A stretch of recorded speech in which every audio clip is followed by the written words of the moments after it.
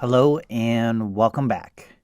So in this lesson, I'm going to share with you my personal workflow when I'm working with files in Adobe Bridge.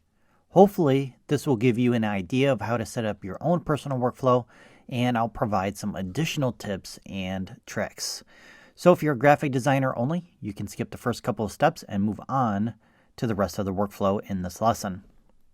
So if I'm bringing my photos into Bridge, the first thing we have to do is get the photos off the camera and onto our hard drive. You can do that with this icon here to import from your camera directly. Once selected, you can then let Bridge know the location where you want to store the files. You can even create a subfolder, and you can also rename the files upon import. You also have additional options down here. You can convert the files to DNG, delete the original files, or save copies to another location. Personally, I just leave these unchecked. And we also have an option to rename our files, but I'll do that in a different step of the workflow.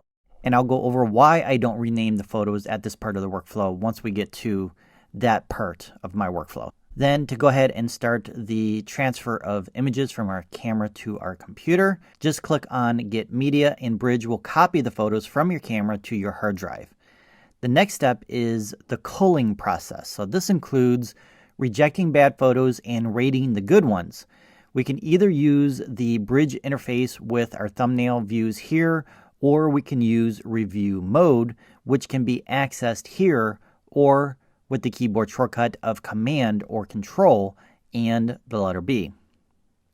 And then just remember, once you're in review mode, you can use your keyboard shortcuts to quickly go through all the photos with your arrow keys. And then I will use my keyboard shortcuts for rating my images with 5 stars, which is Command or Control, and the numbers 1 through 5.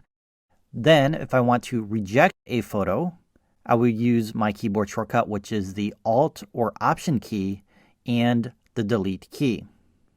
So once I'm done with that part of culling the images, I'm going to filter out the rejected photos and delete them completely off my hard drive. And that's because I rejected these photos for a photo, and that's because they should not see the light of day ever again, so I don't want them on my computer. I don't need them. So I'm going to go to the filter panel and choose reject. So once I do that, Bridge will then list all the photos that were rejected. I'm going to select them all and delete them. So you can do that with your delete key or your backspace key. So at this point in the workflow, I'm going to go ahead and rename all my photos, although we could have done it during import. However, after culling and deleting the bad photos, I would have a bunch of photos that would appear to be missing. So if I have images 1 through 100 and I deleted 20 of them, I might be missing images numbered 10 through 20, and my clients are going to wonder, where are images 10 through 20? Well, I don't want to have that problem, so that's why I rename them after I do the culling process. So one quick tip before we rename: you can actually rearrange the photos in a specific order with our sort options up here, and you have all these different options to sort them by, or you can do it manually by clicking on a thumbnail and then dragging it to a new location.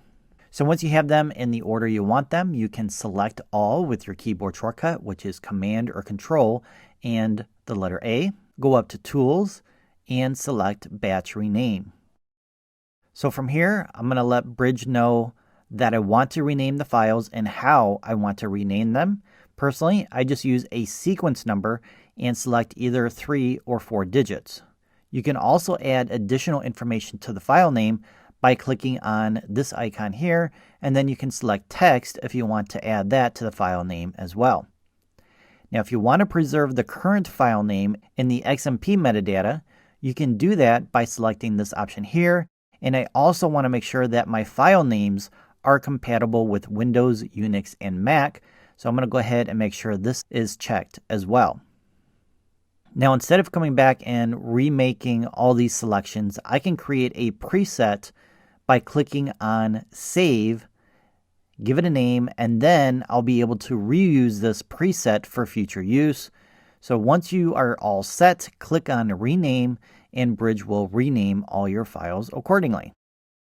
All right, so the next step of my workflow consists of adding keywords to the files. Now, another step would be creating collections or smart collections as needed, but because I already have my smart collections pre-made with the type of information that I need to access specific types of files, I don't have to do that, but I could create new collections at this time if I wanted to.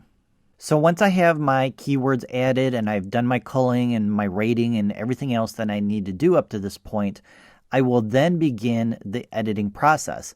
Until I have everything organized, I do not do any editing. So the key to a fast and productive workflow is being consistent by following your workflow every time you add new files to your computer, because in the long run, you're going to have an organized set of digital assets that can be accessed very quickly within Adobe Bridge. Now, I do have a different workflow for my editing process, and we're going to go over that in a different section of this course. But that's it for Adobe Bridge. In the next section, we're going to start working on editing our images in ACR, which also stands for Adobe Camera Raw. So if you're ready to get started on that, let's do it.